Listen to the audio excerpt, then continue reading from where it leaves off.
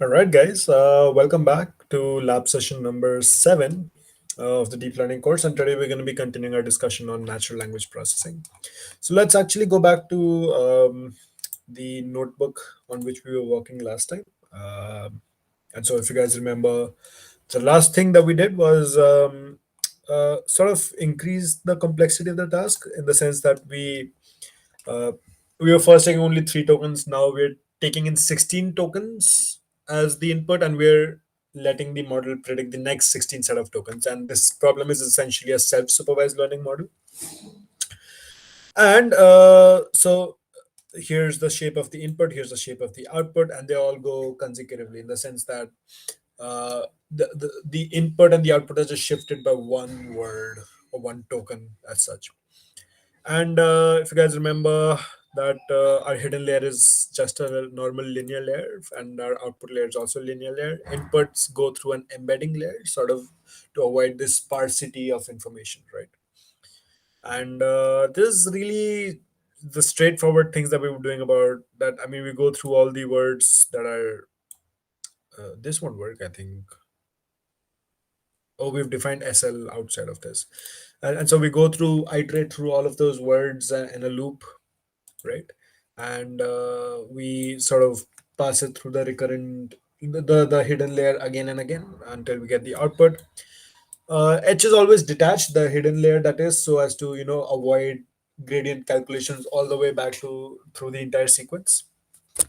And finally, the outputs, the 16 outputs that we get are all sort of stacked together. That's that. All right, we've done that. And so now I think it's time to sort of increase the performance of this model. And the way we're going to do that is we're going to improve this model. How? We're going to sort of make the internal components more sophisticated. It's okay if you guys remember that what was essentially the most basic classification model that we tried. It was a logistic linear classification model, which is basically nothing but one single layer, right? And it sort of gave us, we gave us some output, we gave it some input, it gave us some output, we trained it, it gave us some accuracy. And if you guys remember, in multi-layer perceptrons we stacked more layers into it, and so that was we were able to increase the accuracy. So we're going to try the same approach over here, and we're going to be using the RNN. We're going to stack multiple layers together, right? And this and so what's going to essentially happen is that you're going to pass in the input. Now let's create a multi-layer RNN, right? And so what's essentially going to happen, let's say you're going to have 3 layers. So the input is going to go through these 3 layers, and the output is again going to go back through all those 3 layers added with the new input that we're going to get, right? I'm not going to be, so I can do two things. I can either like sort of replace this with sort of multiple linear layers, and I can write something like, well, let me just copy this, right? I'll name it RNN4. Before that, I'm gonna run everything. Let me ctrl finite. Okay, let me actually run everything from the beginning, right? And so once we're done with that, we can sort of continue with this.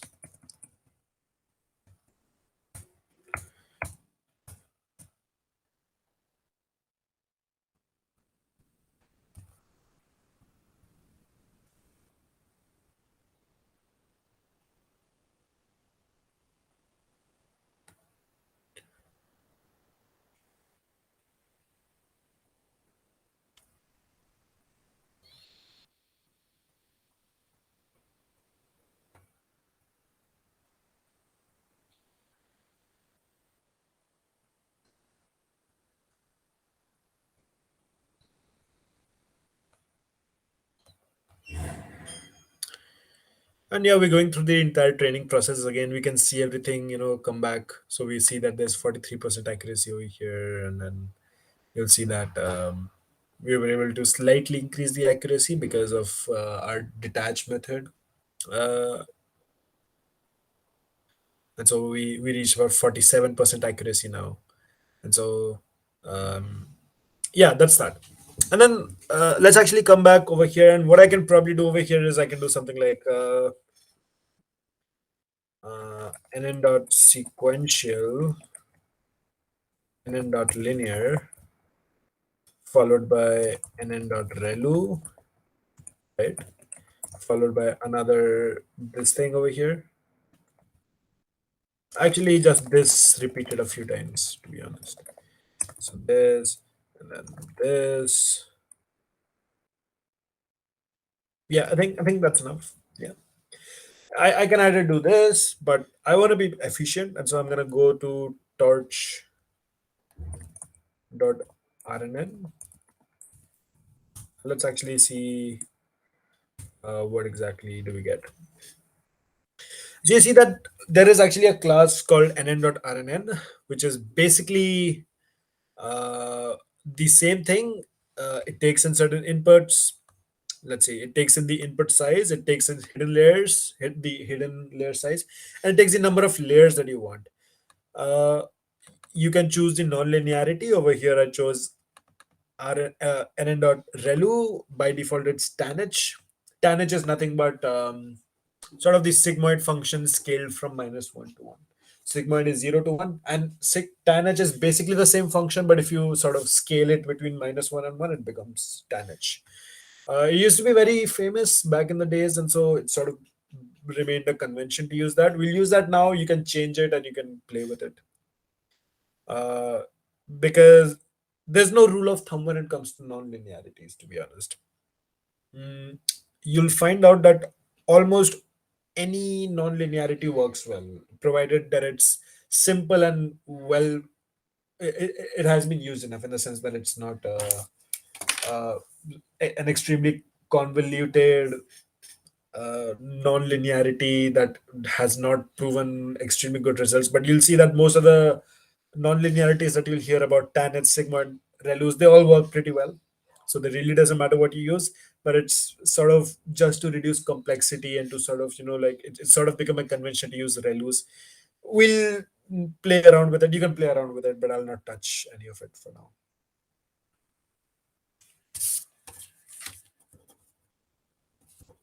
Right. Uh, so that's that basically that, and it's basically what I was talking about. It's sort of a multi-layer perceptron, but it takes in. So you must remember that it takes in certain inputs, and the hidden layers sort of remain constant throughout, because it doesn't make sense not to do that, because you want your input and your output to be of the same shape, right? Because your input is going to go through that RNN again and again, and so the sizes have to match at both the ends. So I'm going to remove this, and I'm going to say multi-layer RNN. And so I'm going to say that, oops, right, sorry, a multi-layer RNN. So what I'm going to do over here is that I'm simply going to replace it with nn.rnn, right? And so let's actually look at the documentation. Input size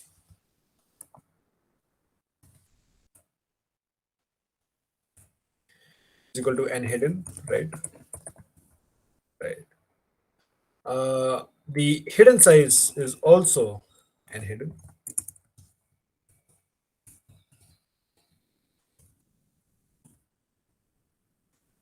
And hidden. And then what else do we have? Number of layers. So I guess I'll sort of put in a parameter over here which you can change. So when you initialize it, you have the control over that. So num layers, and then that's going to be that, right? Right. What else do we need? We have a few parameters over here. Non-linearity, I don't want to touch as of now. Bias, by default, it's true. It's always okay to leave it true. The only place where we want to leave it false is if you're using batch norms. We are not using batch norms as of now. So we'll leave it as is. There's batch first. Let's actually read. If true, then the input and output tensors are provided as batch sequence feature instead of sequence batch feature, which is exactly what we want. Note that it does not apply to hidden or cell states. See the blah blah blah. Anyways, why is this even a thing? Like we've always talked about that batch should always come first, followed by everything else. That's because a lot of models actually expect this to be the format, and this is actually sort of the kind of convention that was used by NumPy and then even TensorFlow. But then, and so sort of it gives you an option to sort of retain that sort of format because it has been so famous. It has been used since such a long time. But PyTorch always advocates for batch being first because that's how calculations take place. So we're not gonna touch that as well. Uh, and so we're gonna leave it as true. By default, it's false because convention. So we're gonna sort of batch first equals true because that's exactly how our model expects it to be. All right. Dropout. Dropout. Very famous component. You'll actually learn it in the theory sections as well. If not, but we'll touch upon it later on. I think we've talked about it. Um, but if not, look it up. I don't want to touch on it right now because we have very limited time. All right, that's that. The remaining things actually remain the same, except I mean now h is not one single value because we're not sort of iterating through the 16 elements one by one. What we will do, in fact, now is sort of change. What we're gonna do is we're gonna pass in 16 tokens at once into the RNN, right?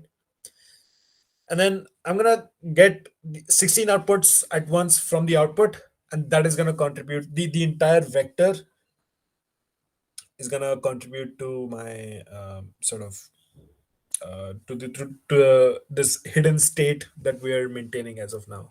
So it's actually going to be not one single value. It's actually going to be like an entire sort of tensor.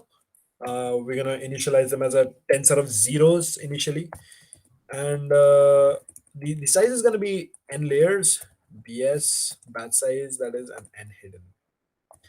And so let's actually talk about like what exactly is happening over here. So what we exactly want to do over here is that um,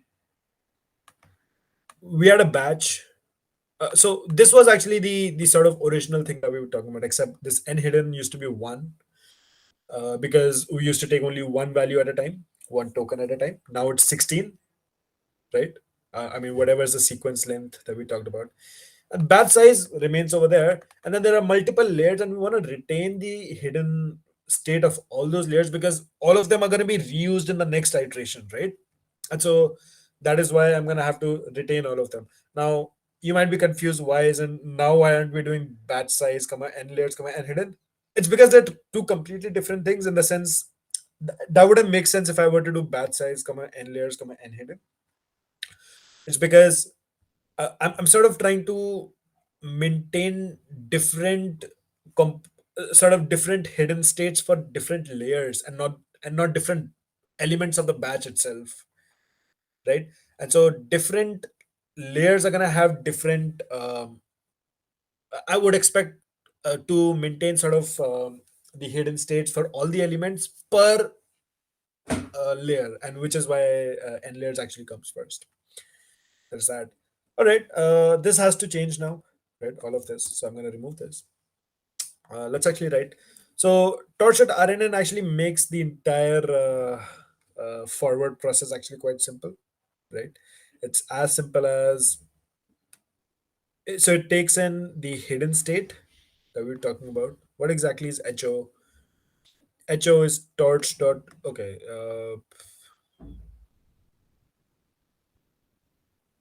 Right. So this is the forward. This is HO. And so it contains the initial hidden state for each element in the batch, right? And so you'll see over here, n is the batch, h out is the number of hidden layers that you have. And over here you have number of layers times d, where d is 2 if bidirectional, otherwise 1. We're not talking about bidirectional RNNs as of now. No, bidirectional RNNs are basically gradients are calculated through a forward pass as well as a backward pass, right? So there are two sets of activations that you maintain. We'll talk about it later, but it's unidirectional as of now.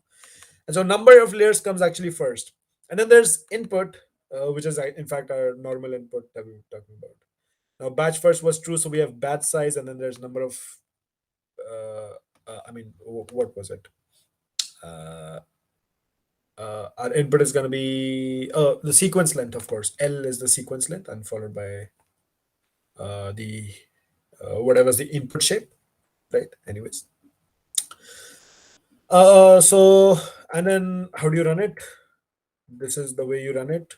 So it gives you two outputs, as you see over here. It gives you the output itself, and the new modified hidden state, right?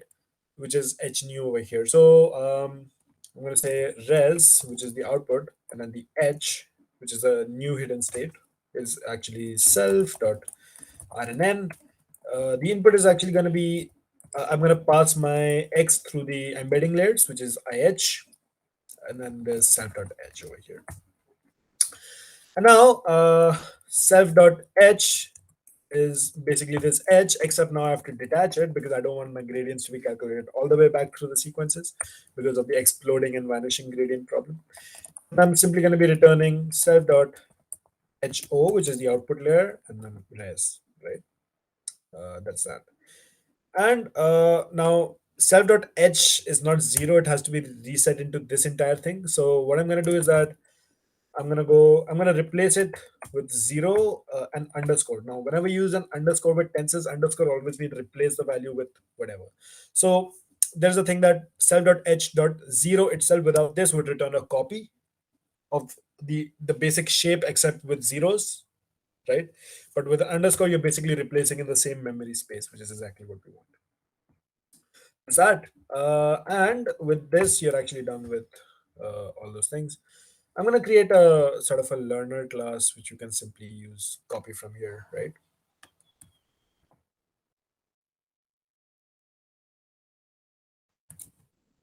Right. And so I'm going to take the DLs. It's going to be RNN4 with len vocab 64 and num layers.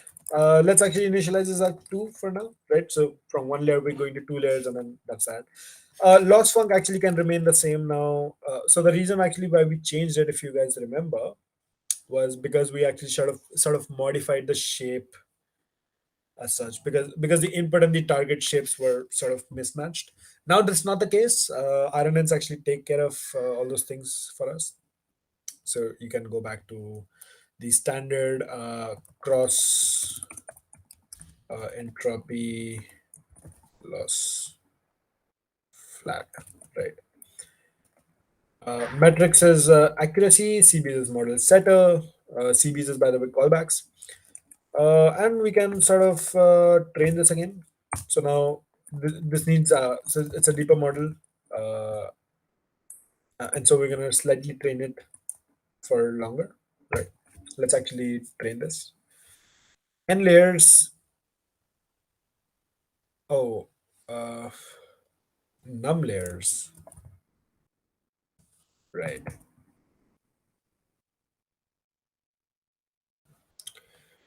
RNN4 has no attribute RNN. Oh, self dot. Okay. Yeah. Okay. This should be HH. I'm sorry, right? But to make it more intuitive, I'm going to name this RNN, right? And so let's see now. All right.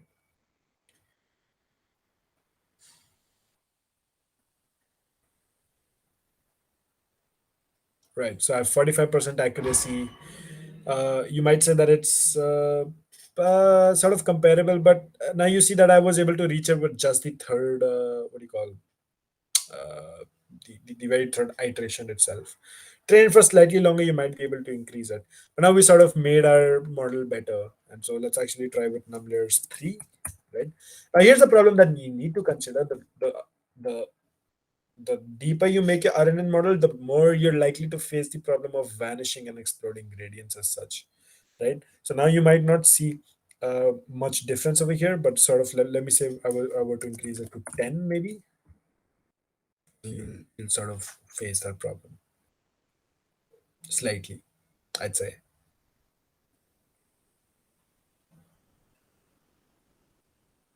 Very subtle, but yeah, that's that. Anyways, that's your recurrent neural networks for now. So now let's actually jump to another sort of. So this is the most basic NLP model that you can actually build for text predictions and whatnot.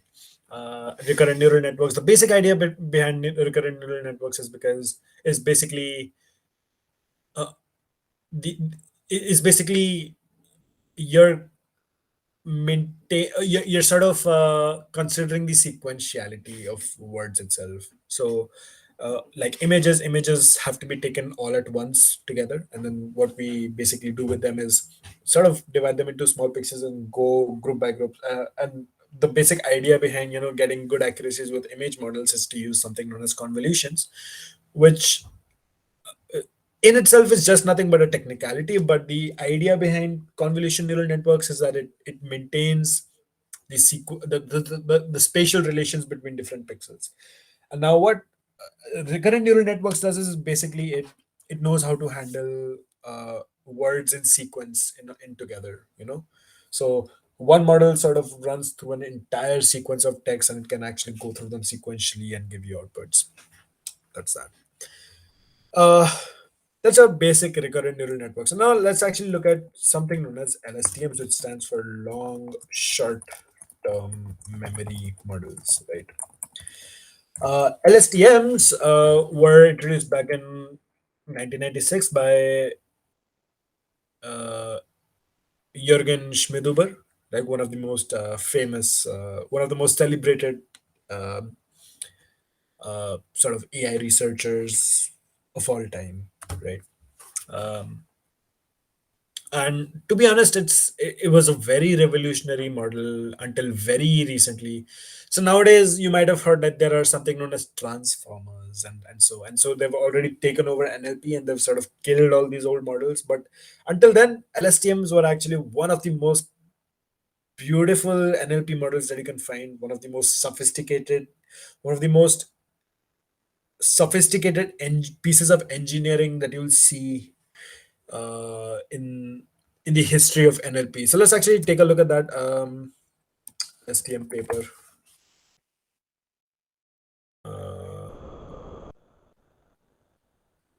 All right, let's. Okay, I guess that's a better paper to look at.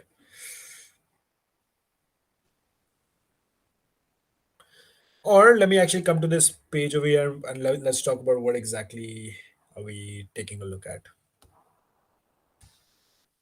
Right. So this is the basic LSTM cell that we talk about now. Uh, okay, before that, let's actually talk about like what exactly was the idea or the motivation behind long short-term memory cells. Now, it so happened that people realized that when you had extremely long sequences of words, the model sort of started to forget what was in the initial parts when it sort of reached the layer parts. And so there was this short-term memory problem that RNN models used to have. Now, it's nothing that RNNs can do. It's just basically the problem of the optimization process itself, because you're always constantly updating updating weights corresponding to the recent inputs that you have given to the model, right? And so whenever you do that, you're sort of pushing the model away from what it's learned previously. Now there are various methods to prevent that, but it has remained a problem in RNNs for the longest time, right? So you see that it's actually not very different. So you see there are two variables over here, there's C and there's H, and then you see T minus one and T, which basically means that you can stack multiple LSTM cells together, just like RNN cells, except that it's not a linear layer anymore. Unlike in RNNs, it's a whole computation, it's a whole engineering that's going on over here. It's beautiful when you look at it, but let's actually just read about it. Anyways, uh, right, and so what you are looking at over here is basically something like the hidden state over here, just like we had over there, and then each hidden state, you take the hidden state and you add in the new input as well. It's concatenated over here, and then there's the cell state itself, which is nothing but the state of the parameters over there, which is passed on from cells to cells, and it sort of, and this whole computation goes on, right? uh so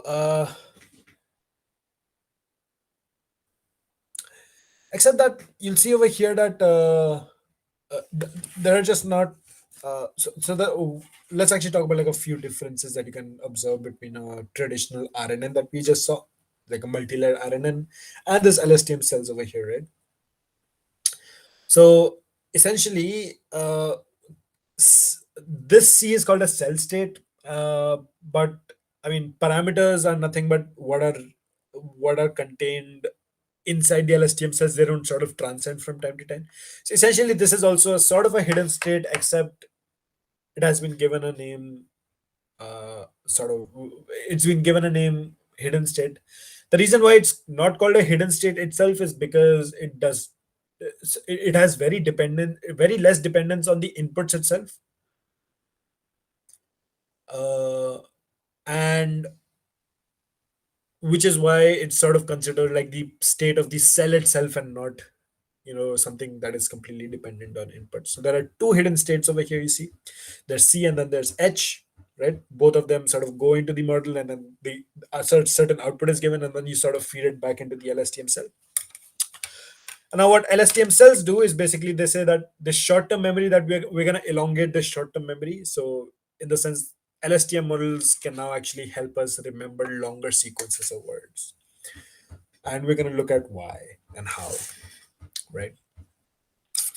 uh so the purpose of this hidden layer, so to say, is actually twofold, right? So number one is, of course, you should have the right kind of information for the output layer to predict the next token, right? So getting the right information from whatever the input is. And then the second task that LSTMs actually want to perform is to sort of retain the information for a longer period of time, right? And so in practice, you'll see RNNs were really bad at retaining memory, right? And so, which is the motivation of another hidden state. So one hidden state is exactly the same idea as you have in RNNs, and then the CT minus one, or this cell state that you see over here, is actually responsible for retaining the memory over a long period of time. So let's actually build this RNN from scratch, right? In this picture, you see that there's an input X, right? Give me a second.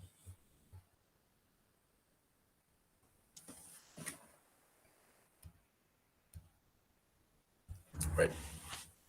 You see that there's an input, right? There's an input X. पूरी approach 1 के लिए code लिख कर देखते हैं. And there's a previous hidden state over here, ht minus 1, which basically means, I mean, at any state, you're passing in an input through this recurrent neural network model, or this LSTM model now, and it again goes back with a new sort of input, just like we've seen before. There's another cell state that is actually also coming back from the previous iteration, which is called the cell state, right?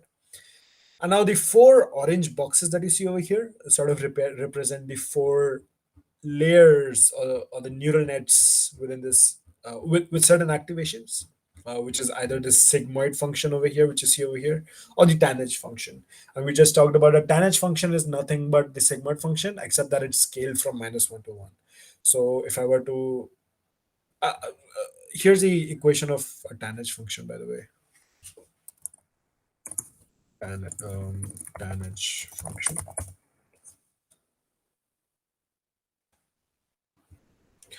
Yep, that's the equation. Yeah, so here you see sigmoid as well as you see that as well. So if you see the equation of one of the sigmoid is this red one over here, 1 divided by e to the power minus x plus 1. Sigmoid is e to the power x minus e to the power minus x divided by e to the power minus x plus e to the power x. Now, if you were to reduce the tangent function, I can simply write it as minus 1 plus 2 times the sigmoid function, which is nothing but a scaling process, in the sense, if I were to write minus 1 plus whatever range I'm talking about, which is 1 minus 1 times the sigmoid function, you would get the tangent function. So what I'm doing is basically I'm scaling the sigmoid function to go from 0 to 1, which is the sigmoid, to the to minus 1 and 1, which now becomes tangent. And we'll see why we're actually talking about why we actually want to consider a tangent function. So there's 3 sigmoid functions you see over here, these orange boxes, which are nothing but linear layers. And then if they're linear layers, then you can sort of go one step ahead and convert them into multi-layers, like RNN, like the RNN thing that we did before. So there's that. All right. The green circles that you see over here are basically element-wise operations, right? And what goes out on the right is a sort of a so given a hidden state, you have a new hidden state and a new cell state given the previous cell state. And then you feed in the next input, right? That's that.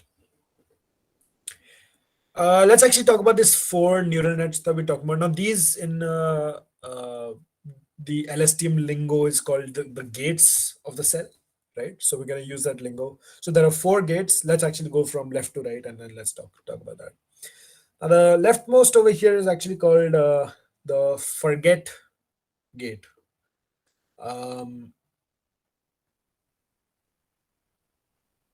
All right, let me actually just point out one more thing.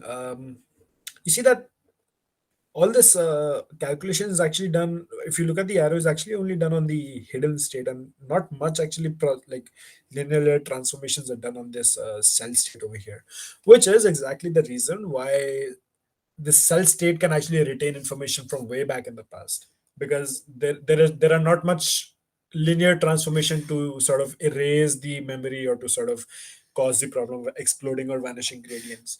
And so that's exactly the motivation behind this other cell state, which does not go through any sort of linear transformations as such.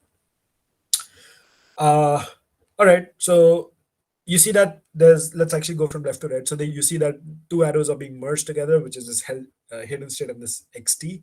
That's nothing but a concatenation operation in the sense. So the input is actually not just the hidden layer, but it's actually a hidden layer and plus the size of the new input layer, which is whatever it will be. So we'll talk about that.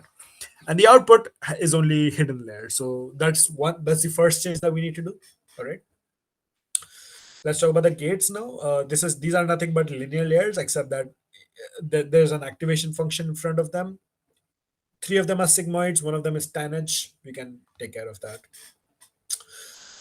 Let's actually talk about like what exactly do they do. So the first gate is actually called the forget gate.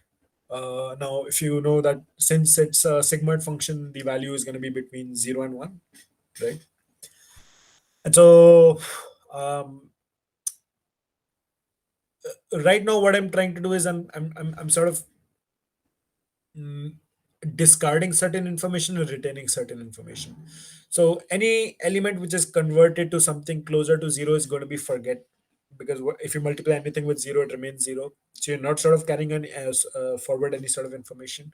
Closer to 1, which means you are sort of retaining that information. So this gate over here makes sure which information to keep from the previous layers and which information to sort of retain. So for instance, if you were to finish a sentence and you encounter a full stop, you sort of expect this forget gate to sort of forget all the activations that you've seen till now and whatever hidden state you've done and start afresh. That's that. Second gate is actually called the input gate, which actually you might say is actually very similar to this forget gate, and you're right, but except that it does not go directly into the new cell state over here. Okay, let's before that. So you see that this output actually goes and gets multiplied to the cell state, which is exactly right, because now you have the option to sort of retain or forget whatever information from previous cell states, right? So if the model decides that it's time, I don't, even though you have the option to sort of retain it all the way from till the beginning of the sequence, till for very long sequences as well, the model still has the option to forget it. And so if the model decides that, well, now it's time for this particular activations to be forgotten, the model will do so. All right. Then there's this, which is again a linear layer followed by a sigmoid. Output goes from 0 to 1. Except that it does not actually go directly into the cell state. It actually acts with a third gate, which is, I mean, there's not a particular name to it, but I've seen some people call it the cell gate, right? And the cell gate actually goes from -1 to 1, right? So together, these two together will actually update the cell state with an addition over here. And so what exactly is happening over here is that you're determining which values need to be updated and which values need to need not be updated. Uh, so first we decided which ones need to be forgotten and which one needs to be retained. Out of the ones which need to be retained, some have to be changed and some have to be, some have to remain the same. So for example, you may see a new gender pronoun, for example, he, him, his. And so for example, so in that case, we'll need to update the information about gender that the forget gate has removed. So there might be some information that the forget gate has removed. We're sort of going to change the pronouns, or we're going to change the information to sort of fit the new task which is at hand. That's that. And so the input gate over here is going to decide which information needs to be changed and which does not have to be changed. And the tanh gate, which goes from -1 to 1, is going to decide by how much value you're going to change that. So it can go all the way positive, all the way negative, which actually makes sense. Why should it be 0 to 1? Why not -1 to 1? Because you have the option to now change the value from -1 to 1. So that's the sort of change the entire spectrum. So it's not restricting the output to 0 and 1. It's and it does give an option for negative values as well, which makes sense from a point of symmetry as well as logic. I mean, I cannot find any logic why it would go from 0 to 1. And finally, we have the final gate, which is actually nothing. Again, a sigmoid gate goes from 0 to 1. And that determines which information from the cell state is going to generate the output. So because that's going to be the new output, so the cell state is actually going to go from -1 to 1. And then I'm going to multiply it with 0 and 1. So you're going to determine which values. So it determines that. So the cell state is now involved in generating the output, right? The cell state goes through a tanh before being combined with the sigmoid output of the output gate, and the result is the new hidden state as such. So that's actually that. We can actually start writing the code for this. It's actually quite simple. It's not that hard. Right, so let me actually start typing, right? And what I'll be essentially do is I'll say I have a class lstm cell module, obviously, right? It's self. All right. So now I have def it self nih always do super.init,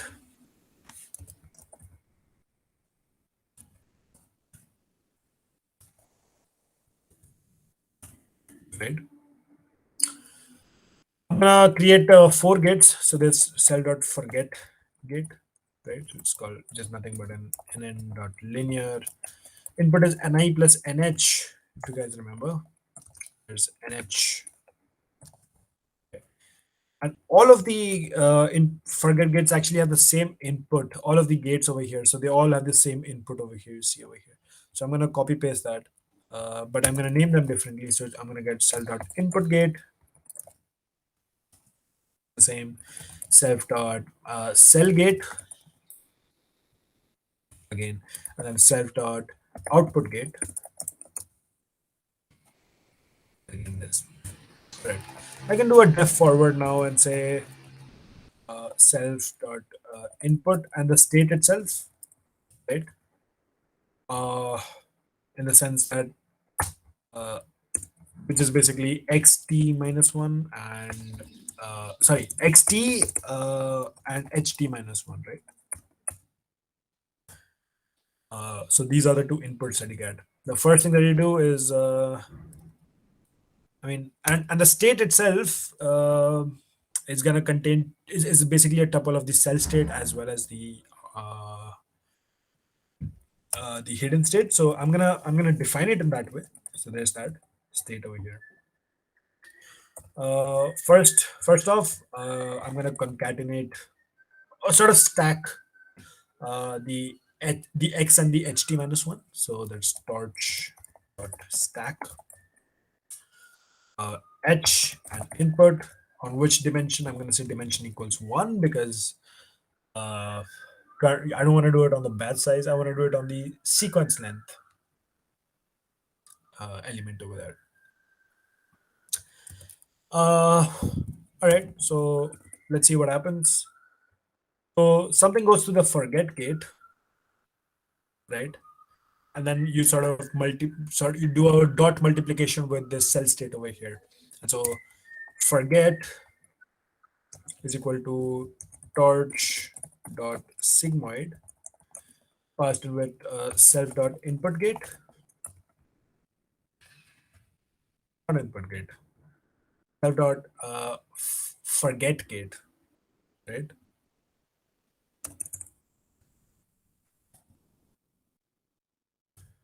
Right. And then C has to be updated, which is the element-wise multiplication is that. There's a second cell over here.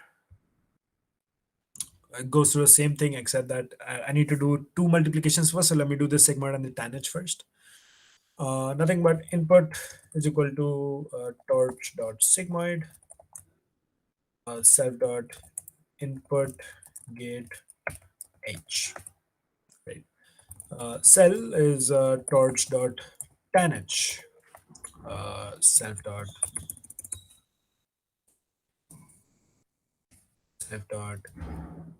cell gate h.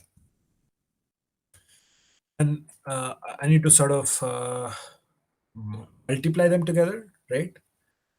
And then add them together to the cell state. So C is nothing but C plus input times cell. All right.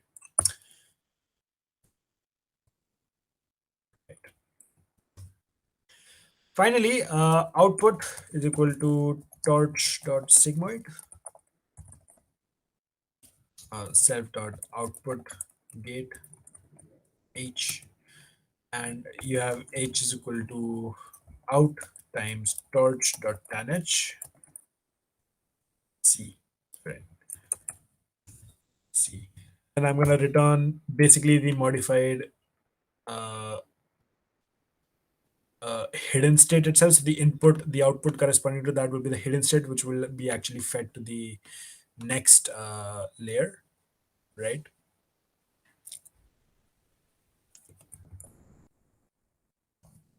Yeah, so the input, so the output of that is actually going to be hidden state itself, and the state, which is nothing but h comma c, so I'm going to return it as it is. All right, that's that. All right, that's that. I've done that. I can use it as it is, but I mean, PyTorch actually provides me with nn.lstm, right? So let's actually take a look at that.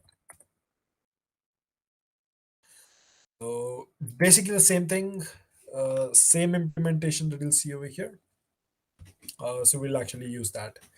So let me actually define class RNN. Okay, and so what LSTM cell will actually do over here is nothing but replace the torch dot the hidden layer over here, which is self.rnn, and the remaining has to remain the same, right? Because uh, uh, I mean, the input has to go through the embedding layer and has to go through the output layer, and you have to get and you need this retention of this hidden states as such. So I'm going to create my class RNN. Where am I? 4, right? So I'm going to create RNN5 and RNN.module. I have def init self vocab. Let me actually just copy paste that thing.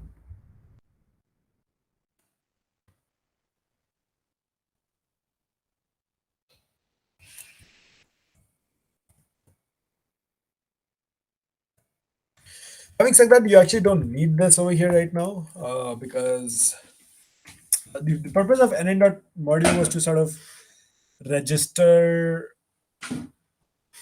the modules for parameter update processes, but you're actually already doing that when you're sort of creating this over here, right? But anyways, let's actually do it anyways. All right, there's self dot. I'm gonna replace it with self dot rnn equals nn dot lstm. It is in fact a recurrent neural network because the input sort of goes through it again, right? So there's lstm. What does it take? It takes in input size. All right, input size is n hidden. I have n hidden again, which is going to be the hidden layer size. And then you have num layers. Num layers is same. Layers. What else? And again, batch first equals true. So it's actually the syntax sort of remains the same. Remaining remains actually pretty much similar, right?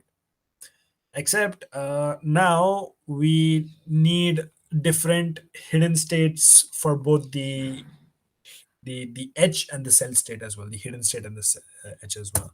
So I'm going to create a sort of I'm going to multiply it by 2 basically, because LSTM gives 2 outputs, so we store both of them over here. All right. Let me actually modify this over here, and I'm going to say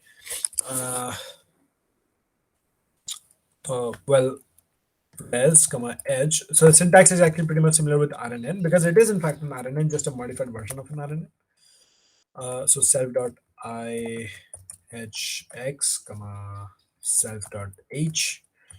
By the way, it's expecting me to give sort of this in the form together. So it's going to take care of all that internally. I don't have to worry about it. And there's self dot h is equal to, and now I'm going to have to sort of process them separately, you see. I'm going to say layer dot detach. Sorry, state dot detach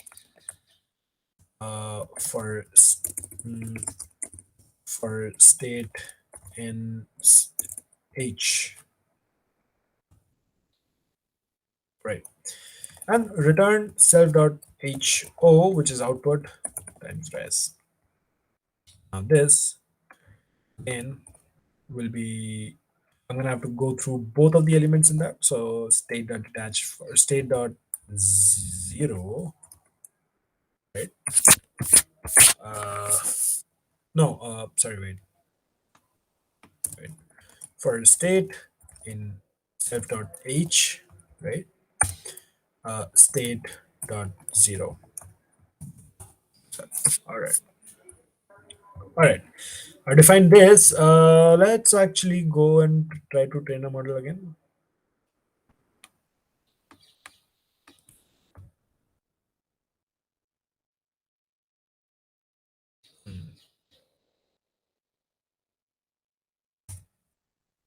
Oh, Wait,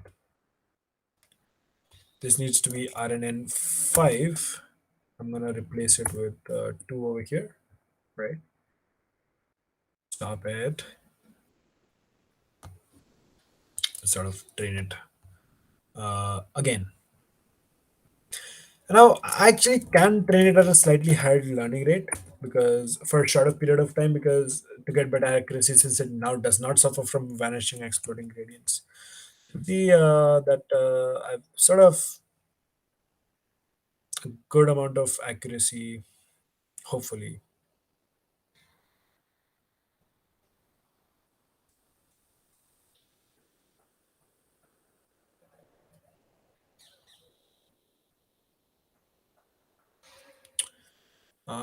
No, I'm still getting weird.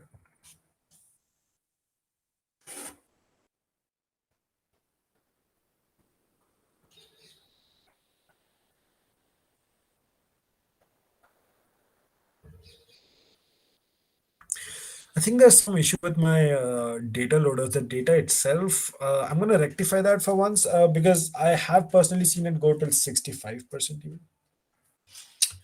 I'm sort of getting the same accuracy again and again. So either ways, we'll talk about that. That, my friends, is basically your LSTM cells. There is some issue with the performance of this model. I am seeing some issues. We'll talk about that. But anyways, the implementation remains the same. My first guess would be that I'm sort of missing out something in my data structures, my data itself. All right. And we're done with this part. And let's actually go to sort of a more advanced uh, NLP model, which is known as transformers. So we'll not build it from scratch, but we'll actually see how you can build your own models with transformers. So transformers are something that have totally transformed, the NLP space recently. Every NLP now uses something like a transformer. So give me some time. I'm gonna be creating a new notebook and I'll be sharing it. Uh, right.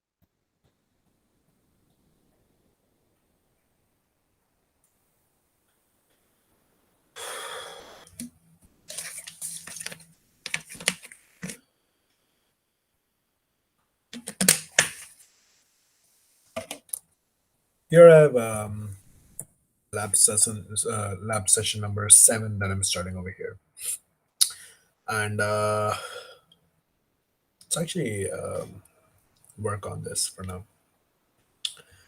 All right. So first things first, I'm gonna convert this run type to a GPU.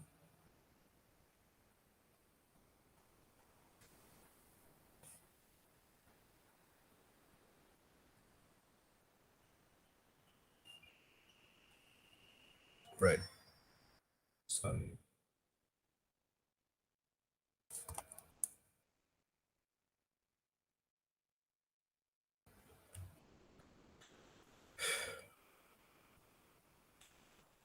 All right. Let's actually come to this transformer model that I'm talking about in this. So before that, let's actually talk about what exactly are transformer models. I'm gonna leave a link to a wonderful, wonderful uh,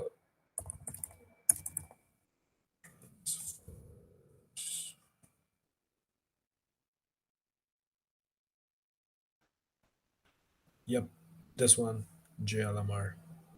I'm gonna leave this link to this wonderful, wonderful blog post over here, which teaches like how exactly do transformers even work.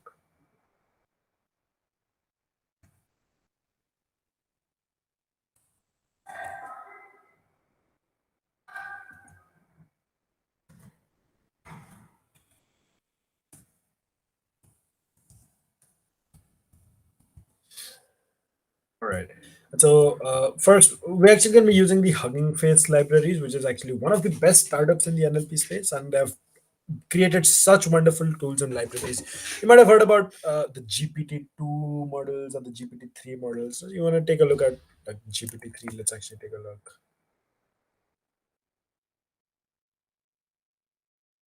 The GPT-3.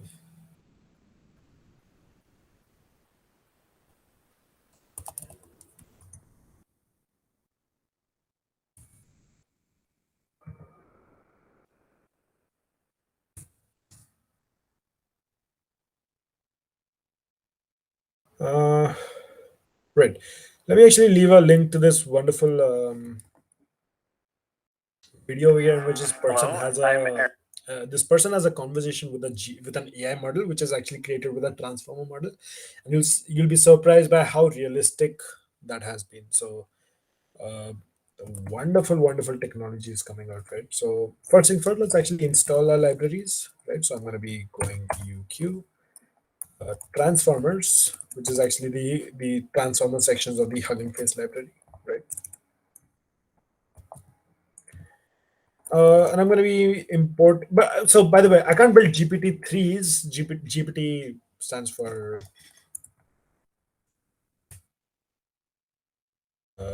generative pre-trained transformers. They were actually created by the OpenAI. Yeah, let's actually read this for a second. So it says that GPT models by OpenAI have taken natural language processes community by storm by introducing very powerful language models. These models can perform various NLP tasks like question answering, textual entailment, text summarization, etc., without any supervised learning. So there's GPT-1, GPT-2, GPT-3. GPT-3 is a 4.8 trillion parameter model, so we can't fit it on Google Colab. So we'll work with GPT-2 models for today. That too is very large. It's about 500 MB, if I'm not wrong, the pre-trained model, so which is actually quite large. But anyways, we can handle that. So from transformers, import GPT-2 LM head model, and we need a now. If you guys remember that we did a tokenization process, but the tokenization process, since we're now importing a pre-trained model, that there's actually the pre-trained weights from that model because we don't have the resources to train it. That's fine. We'll just fine tune it for whatever purpose we want. We need the tokenizer that was exactly used by the transform models to train it, because otherwise it's going to be all haphazard. So I'm going to call it GPT-2 tokenizer, and then fast basically means that it's sort of a lightweight version of that. Of course, I'm going to be importing Torch fast AI. So pip install PUQQ fast AI, right, slash TMP.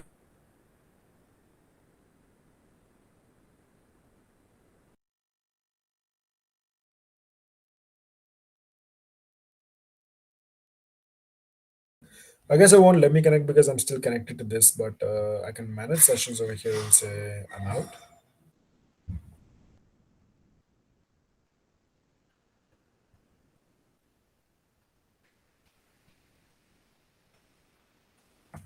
Let me run this again.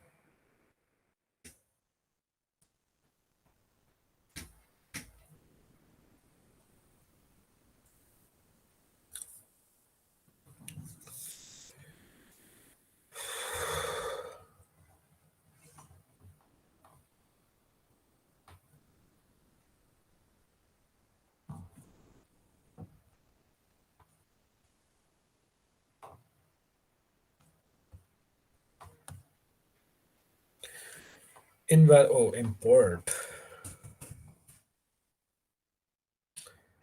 Oops, import.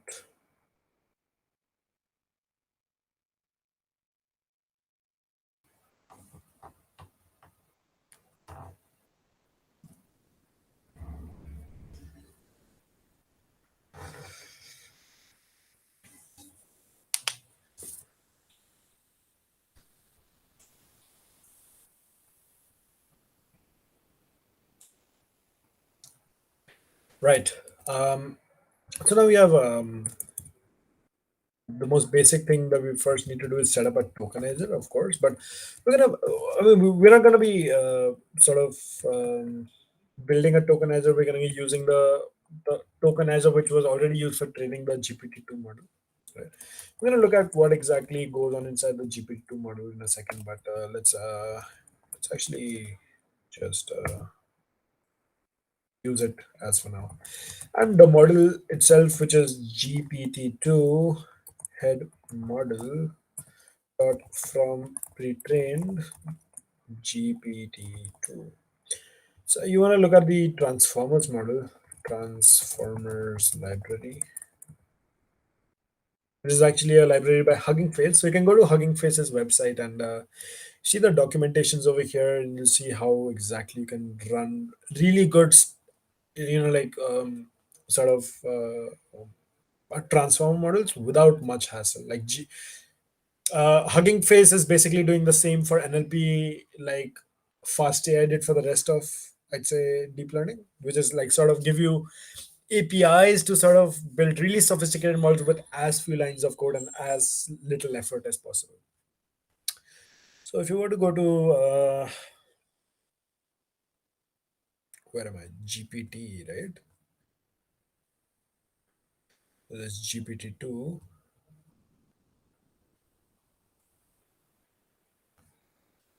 and then you'd see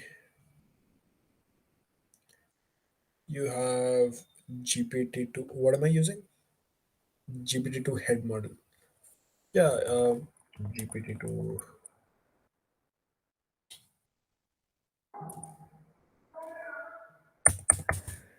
Yeah, you see GPT-2 tokenizer fast is over here and LM head model. You see, LM stands for language modeling, by the way. So that's going to be that actually. So it's downloading. You'll see that it's 500 MB. This model itself. It's going to take some time, but we'll let it run for once, and then we'll actually see what exactly model is. Our model is. And then let's actually take some time, 1 or 2 minutes, to talk about like what exactly is going on inside this model over here.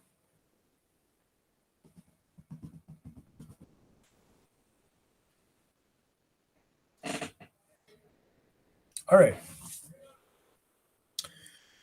Let's talk about what exactly is going on over here. You'll see that you'll see something very similar. You see some embedding layers over here. Dropout. All right. And then you see you got a GPT-2 block over here, which basically contains something known as attention. So transform models use something known as attention, which is actually a wonderful way, something to replace the sequential methods of the previous RNNs. So what modern NLP models do is that they don't take the elements sequentially. They have the ability to sort of take all of the text all in once and sort of process it and sort of establish relations inside of them. That's how sophisticated NLP models have become, thanks to this mechanism known as attention. And if you want to actually learn about attention, I'm going to ask you to read this Illustrated Transformers blog over here. Wonderful blog. Wonderful. One of the best blogs I read recently. And so your model, let's actually look at what's the output of this model. It's basically a linear model consisting of 768 inputs and what exactly is this 50,257? It's basically nothing but the size of your vocabulary, your tokens, basically. So there must be a library of 50,000 tokens, 50,700 and whatever tokens, and you're gonna get that as the output. And so, let's say you want to do something like this is a very basic NLP model. It's gonna just predict, let's say, one word. So it's basically a linear layer consisting of 50,000 units. And so whichever unit has the highest activation value is going to be the prediction of the model itself. But you're going to have to sort of change this sort of funnel layer as you replace your task with different tasks and whatever you want. And we can do that very easily. We've seen how to do that. It's very simple. Anyways, let's actually see. This is so I've picked up the pre-trained model as of yet. I've not trained on anything. Let's actually take a look at like how this works. So let's create a sentence, right? So sentence is equal to this is a lab session. Okay, let's actually talk about well, I did not like the new pizza flavor. I guess. All right. Or flavor because it's American. Right. Now I'm gonna have to tokenize it, and so I'm gonna go through this tokenizer. I'm gonna create my IDs, which is gonna be the indexes, and ID access actually. All right. I'm gonna say tokenizer dot encodes. You can actually look at the documentation dot encode and the sentence itself. Now encode is basically nothing but a method of the tokenizer class itself, which basically means that do a forward processing, do some processing, encode it. Encoding basically means process it. Now, if there's an encode, there must be a decode in which basically means that given an given indexes how to retrieve the original sentence. That's that. Let me take a look at what IDXs are. And you'll see that there are a bunch of tokens corresponding to each word. So I would be 40, did would be 750, not would be 407, like the new pizza flavor, and all of them have separate tokens for themselves. All right. Uh, assert. Anyways, that's right. There's now if you were to now I was talking about decode, right? So let's actually pass in these IDXs, and you'll see that you get the same output. I did not like the new pizza flavor. So that's how encoding and decoding works. So took a tokenizer, passed it, got some indexes, and there's a mechanism to retrieve them back. So let's actually pass it through the model and let's see how the model actually works, right? So I'm gonna create a tensor because I can't just pass in numbers like this, right? So, but it's going to be a long tensor because, and if you want to see like difference between tensor and long tensor, long basically means the data type. Long basically means integer rather than float, because you see over here these are numbers. These are not what do you call floats. By default, it will convert them into float, which will give me an error inside the model because I guess my transformer model, my Hugging Face model, is expecting me to give me in like integers as the input IDs. I'm gonna create a batch out of them. So if you want to create a batch, if you want to add like an index, so if certain tensor is basically of shape 3, 2, 2 with with none, it's gonna be converted to 1, 2, 2. So you actually are creating a separate element which acts as a batch, a new batch. And so this is actually necessary because PyTorch models expect you to give batch in the beginning. And let's actually create uh, some what do you call outputs from the model. So I'm going to ask my model to repeatedly give me certain outputs, and that is exactly the purpose of this language model over here. Language model basically means to create like a input output word statement, in the sense you're given some words and you expect the model to give out the next sequence of words. That is basically the meaning of a language model. And you can and the generate method of this Hugging Face library over here.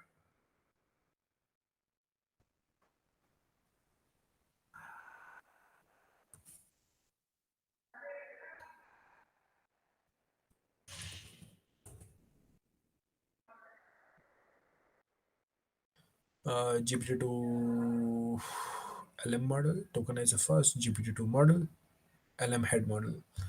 Let me go over here and say, is there a generate?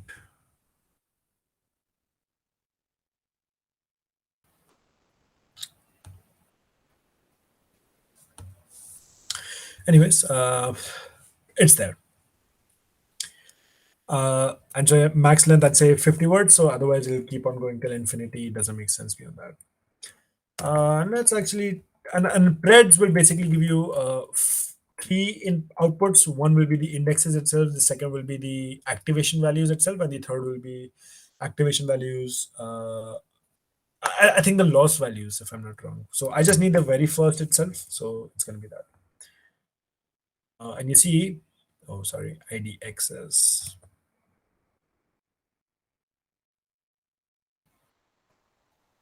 So it gave me certain outputs, right? And let me actually sort of decode it. So I would go tokenize and to actually see what exactly is the output.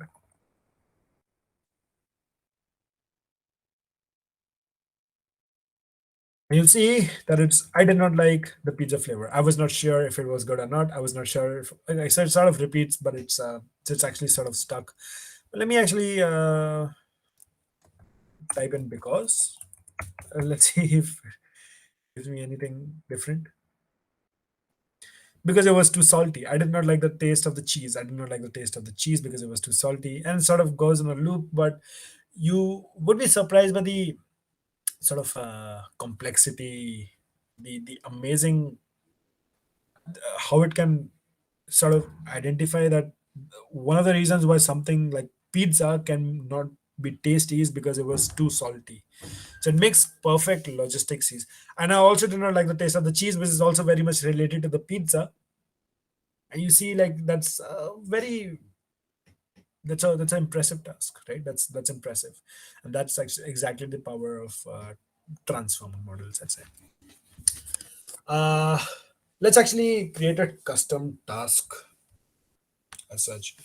The reason I want to do that is, well, I mean, we've already created language models, and so and the purpose, I mean, this method of sort of giving inputs and expecting words as output, which is known as language modeling, is only for preliminary purposes to sort of get a model to understand the semantics of the language itself. But since I'm already using a pre-trained model, my model already knows the semantics of the English language, and so now I can use it for further like higher NLP tasks. And so I'm going to create a sort of, I'd say, um, a classification task. I'd say, or but before that, let's actually fine tune it to something that we want, right? So let's actually see how we can in fact just train it. Model with English corpus. So actually, first, before we actually train a custom task, we're actually going to be fine tuning it, sort of doing again this self-supervised learning task on a custom data set. So the model in like I don't know what exactly the model has been trained on. So just because whatever I'm concerned with, I'm gonna train my model on a new corpus, so the model sort of understand the semantics of whatever new task you want, and then I'm gonna do the custom task. So I'm gonna download some data, and if you guys remember, FastAI provides me with untar data and like gives me certain data sets that I can work with, and I can just say urls dot wiki text tiny. All right, actually take a look at what exactly path gives to me. So there's test.csv, there's train.csv. Let me actually put them in data frames. That's it. Dot train is equal to pd dot read csv path slash train dot csv. All right. Header equals, but anyways, df test is basically the same thing. Read csv path slash test csv. Let's actually take a look at df train.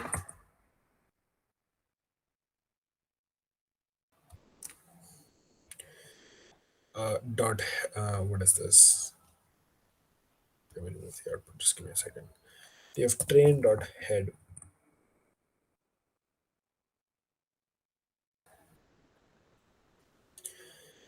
Here's an error. I think it has the text itself does not contain any heading lines itself, so it has considered the very first row, which was itself a text, as the heading. I don't want that. I want this to be considered a text itself, so I'll just put in header equals none, right? Header equals none. That's just because to adapt to the nature of the data set. That's it. So you'll see that there is certain sentences that you see over here, and these are all taken from Wikipedia, by the way. Why Wikipedia? Because Wikipedia is actually a very good corpus of English language itself. Like, it contains so many articles, it's enough for my model to understand the English language itself. So I can actually take a sentence over here and show you that it's actually from a Wikipedia article. Yep. See, so there's a Wikipedia article on this York City FC. So York City Football Club is a professional. York City Football Club, blah blah blah, is a professional football club based in York. Is a professional football based in New York, not Yorkshire, England. And so you see, that's basically that. These are all from different Wikipedia articles, by the way. There's actually a very huge corpus, but as Wikitext tiny is actually a very small subset of that, because I don't care about the bigger set as such. Uh, and now, sort of, I'm gonna have to engineer. If you guys know my training and testing, my sort of inputs and my outputs. But before that, I'm going to combine my training and my testing data set. Why? Because language modeling task, it does not make sense to divide them into training and text and test data sets. Because the purpose of a language model task is to sort of understand the semantics of the language itself. And so the more the data, the better. And it does not affect, because so the only effect uh, division between training and testing. The purpose of division between training and testing split is to sort of make sure that the specific outputs, uh, so that you don't sort of brute force learn the outputs of basically the inputs from the validation data set. But we, in fact, in this case, we actually want that to happen, because we want the purpose of this model is not a classification task as of now. It's basically just predicting the next text of sentence. And the only result of that would be it understanding the language more and more. And given the insane amount of the large size of the data itself, it does not really make a difference. So, as a rule of thumb, always never divide it into training and testing split when you're doing a language modeling task, not a classification task, a language modeling task, which is this self-supervised learning thing. I'm going to create a string known as all text, or an array, which is basically np.concatenate uh, df dot df train 0, right? And df valid 0 dot values.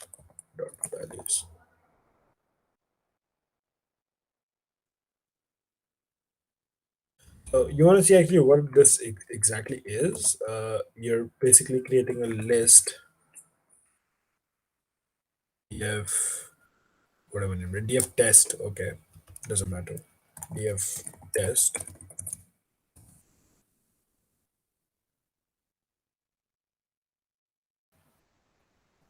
And so I have a list of all these different values over here, and yeah, that's that.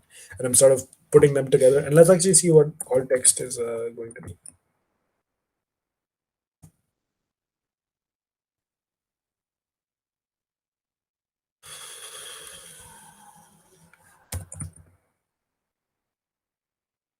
Df test.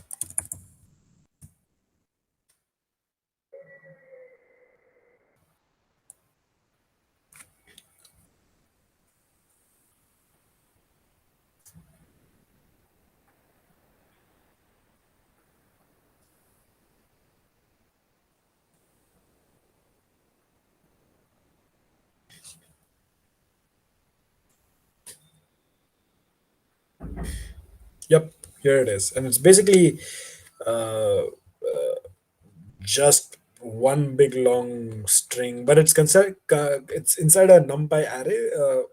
I use NumPy array because of this easy concatenate method over there. Um, what's that? Um right. All right. So now I need to actually create my model, and so here's going to be the pipeline of the model itself. Uh,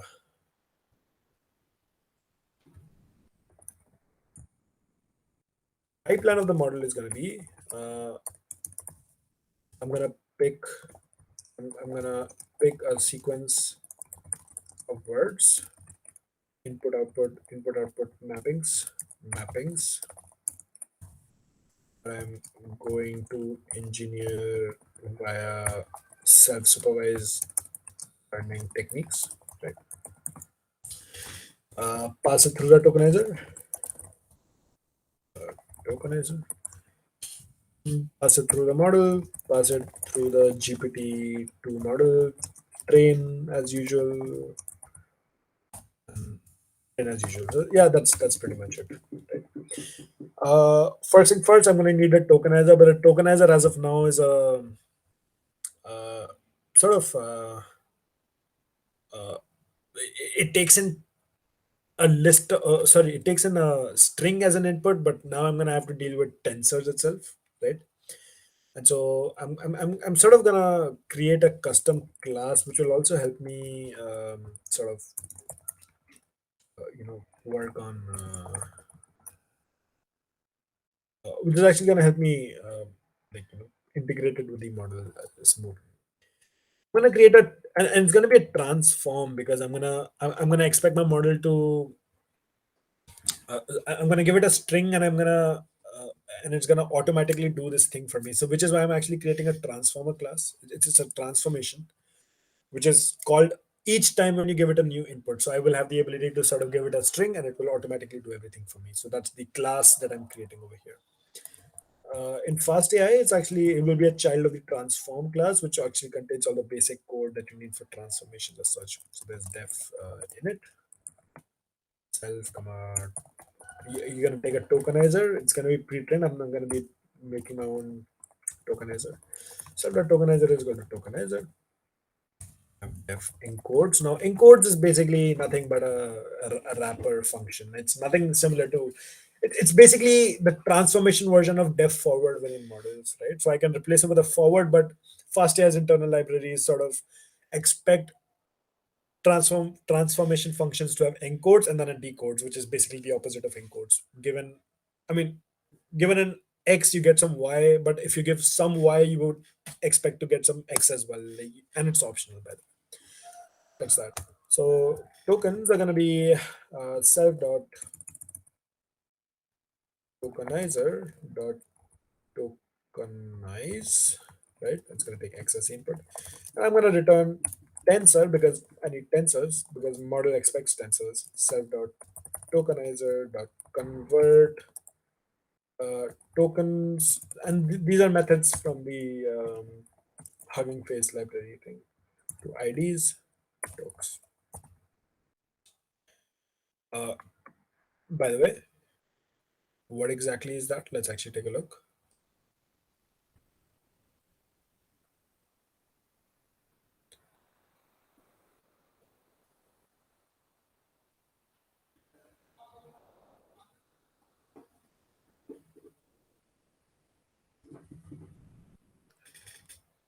Um, word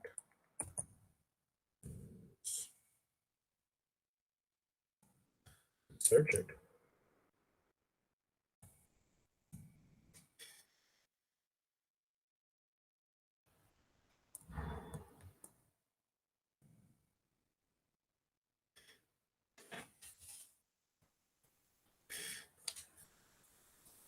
To IDs.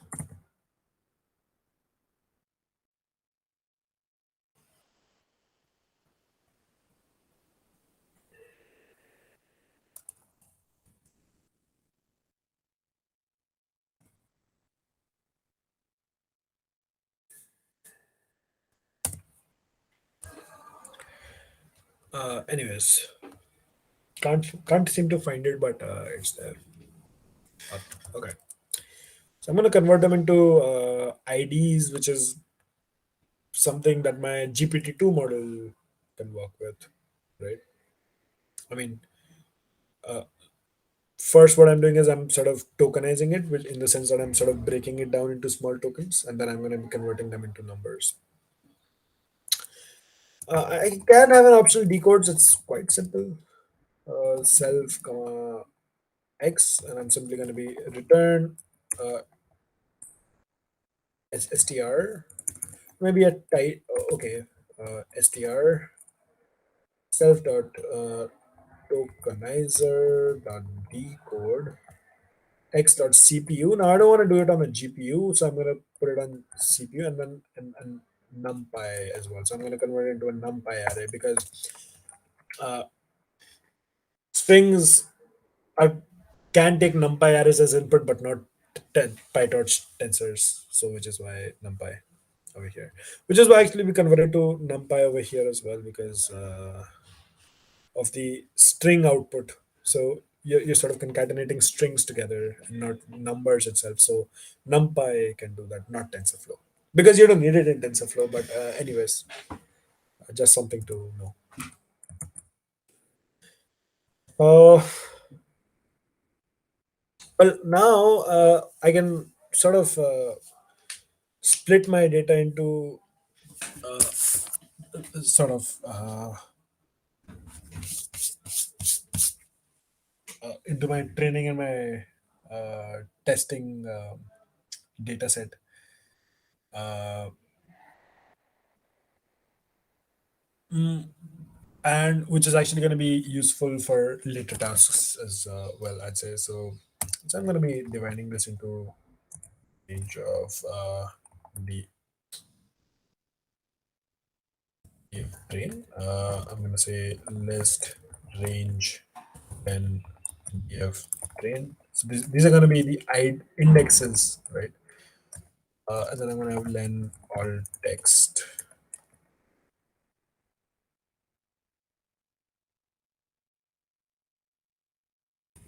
Right. Oh no, the range is going to come over here,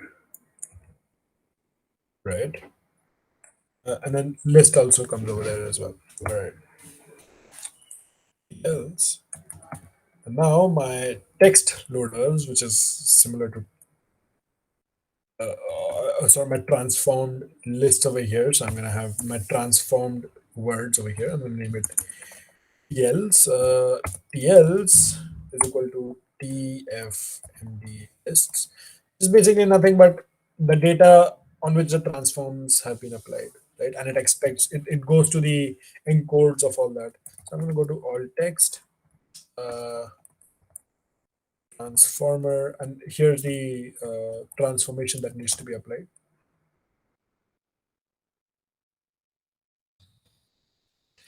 right? I'm going to initialize it with a tokenizer, right? And what else do you need? Splits, right? I can define what kind of splits I need. So this is a fast AI function, by the way. And DL type is equal to LM data loader. So now, remember how we sort of made our data loaders on our own. LM data loader basically does the same for us. And so it's gonna sort of take in a certain input, it's gonna give you the next set of sequences as the output, and that's basically that. Right. So batch size is equal to 4, let's say, because it's a large thing. Sequence length, I'd say 256 tokens at once. Data loaders would now be TLs dot data loaders, and now I can actually initialize it to batch size. This is all fast AI stuff, by the way. Go to its what do you call documentation, and you'll see how this works. The reason I'm showing this to you is because it's very convenient to use these things, and it doesn't make sense to write all the code from scratch at once. So now it's actually high time you start using APIs and so on. In fast, yeah, there's a method to see the batch, one batch together. Let's actually take a look at that. There's going to be 4 elements as of now. Now, so it's sort of taking time because it has to go through each word and compute that together, and it's a large corpus, so it takes time.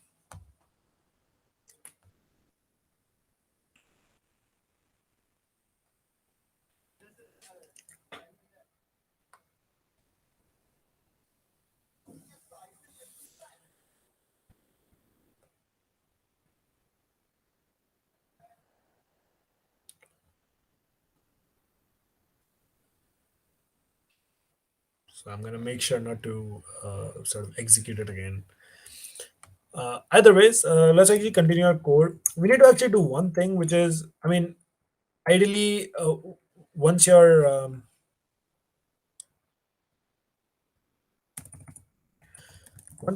model gives an output, it's fed into the loss layer, right? But the GPT-2 model output is a list of 3 values, and we need only one of them. So I'm gonna create a callback that takes care of that. I'm gonna create a class. Oh,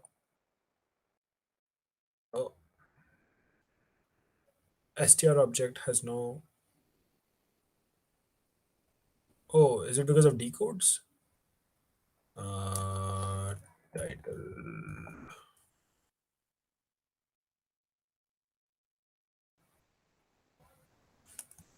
here.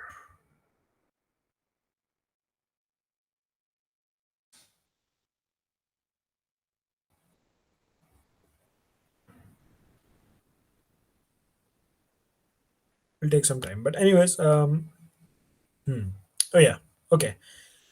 Uh, Either ways, this is basically your inputs and your outputs. You'll see that the input and the output are simply just shifted by one word. So this ends with R, this ends with making.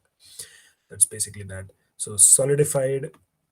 And by the way, the token is not necessarily a word token in this case. GPT-2 uses something like a subword tokenizer, which groups tokens on the basis of the frequency of occurrence. So a lot of words have IFIED as an input, as the ending suffix, which is why it's a token of its own. So modified, solidified, something like that. Um, Either ways, you'll see a few more things like U and K over here, which stands for unknown words. So like proper words, which occur with very less frequency, are replaced with unknowns. Uh, there are at signatures, and there are different sort of tokens over here, which I mean, you can't just simply store all words in the dictionary because a lot of them don't have much sense as well. I'm gonna name this drop output. It's not the same as okay, but let me name this get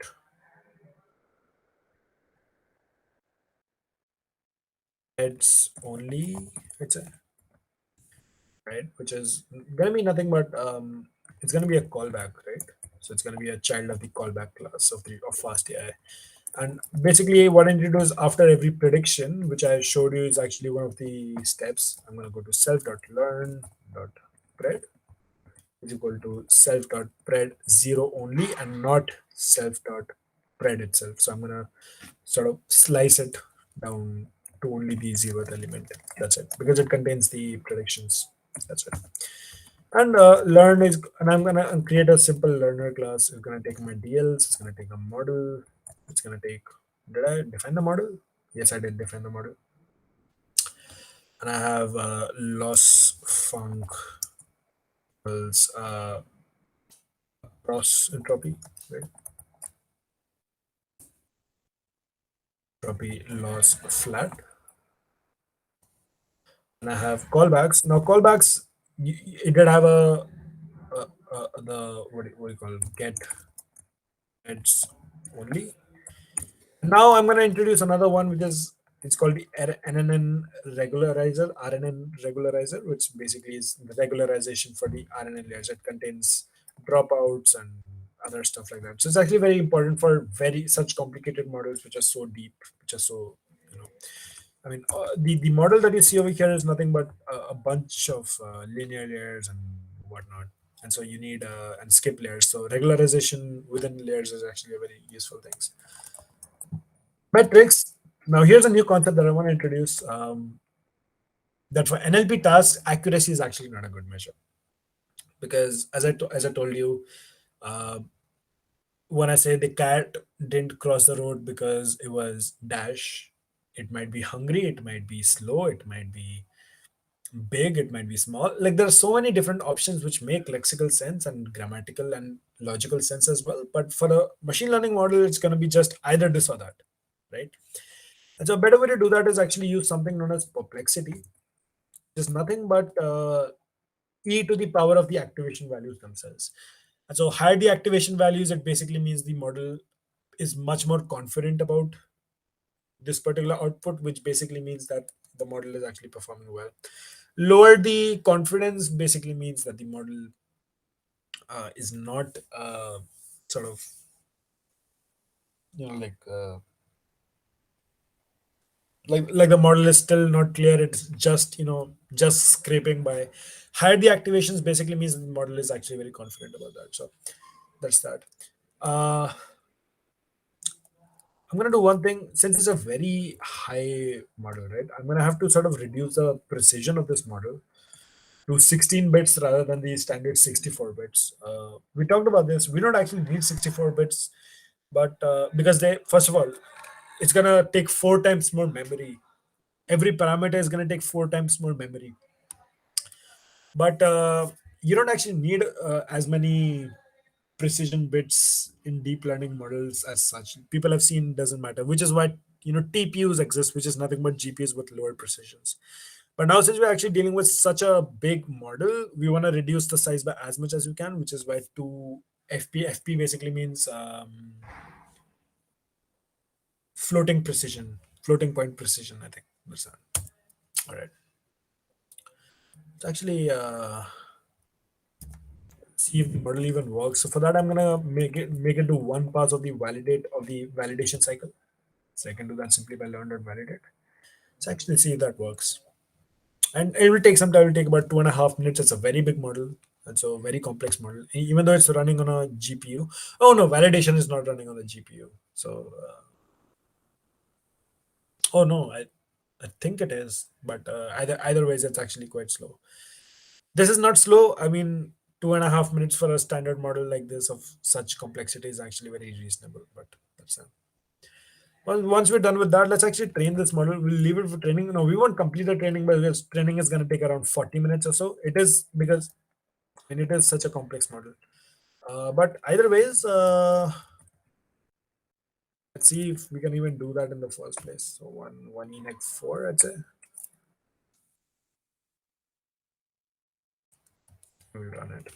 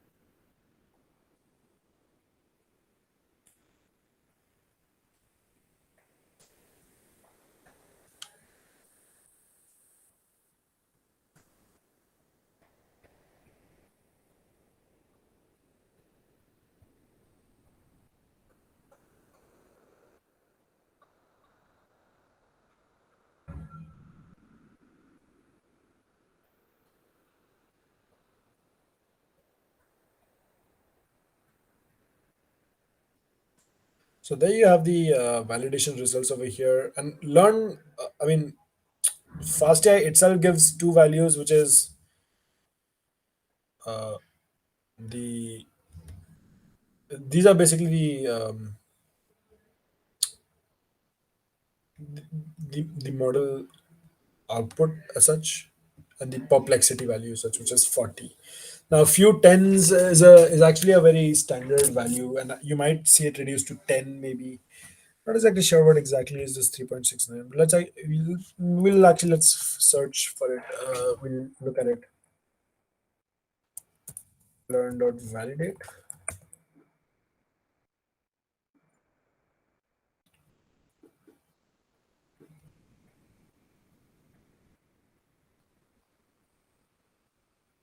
Learn.save.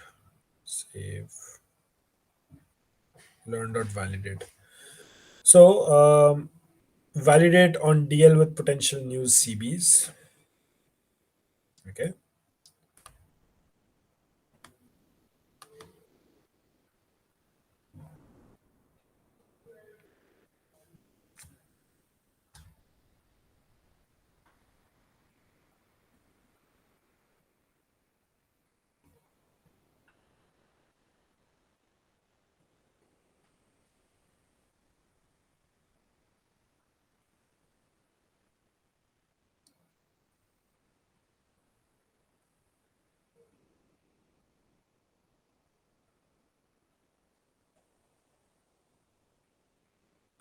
So there are two outputs.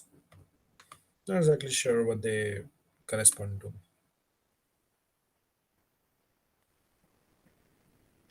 I think it must be the perplexity of the training set and the validation set separately.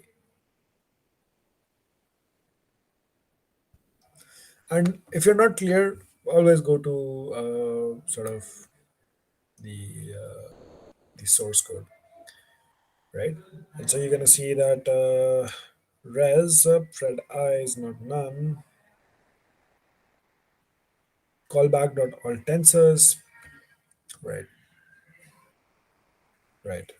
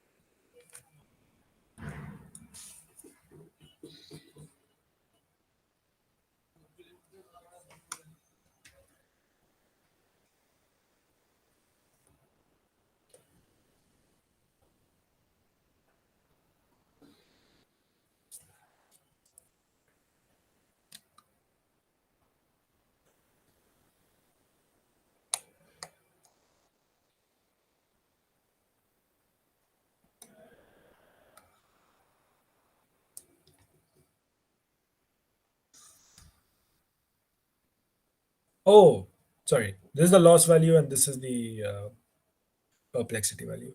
So you'll see that e to the power this should be equal to 40 point something, because that is the definition of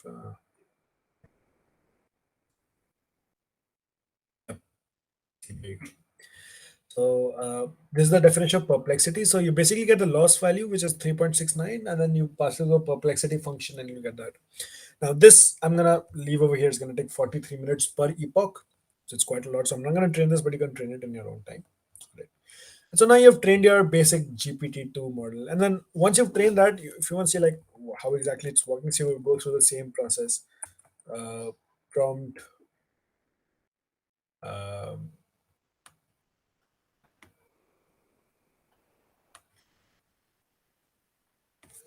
right. So I would say that, well, uh, prompt, which is basically the input. Let me give it some sentence like one of these itself, right? Doesn't matter. Just giving you an example. You can try it anything on your own. Then you would go, well, prompt IDs is equal to tokenizer dot encode prompt, right? would pass it to the model, right? Input is equal to tensor prompt IDs, none dot CUDA, right? And then you would pass it through. You see what the input shape is, but it's basically that. You got preds is equal to learn dot model dot generate. Now generate is actually the wrapper class of the language model data, sort of a text learner, because right, because it's a useful method to sort of take in an input and get some output. Max length is equal to 50. By the way, this is not the fast AI dot generate. This dot generate refers to the Hugging Face dot generate, because learned art model is essentially a transform model. 50 num beams, and look at all these things. Temperature. You have temperature basically means like how much attention do you want to what kind of inputs and outputs. If you want to understand what temperature is, go read that blog post that I talked about. All right. So you see tokenizer dot decode red 0, right? Dot CPU dot numpy. Numpy is important because of the concatenating thing, right? And your model will predict something, something, something, right? And so with this, we're actually done with NLP in general, and so we're done with natural language processing all in all. So guys, see you guys next time. We'll do some sort of advanced applications of computer vision and other things. We're going to learn about something known as GANs, which are generative adversarial networks. Amazing things. In the next lab session, which is probably going to happen after your midsems. And so, guys, all the best and take care. See you guys next time.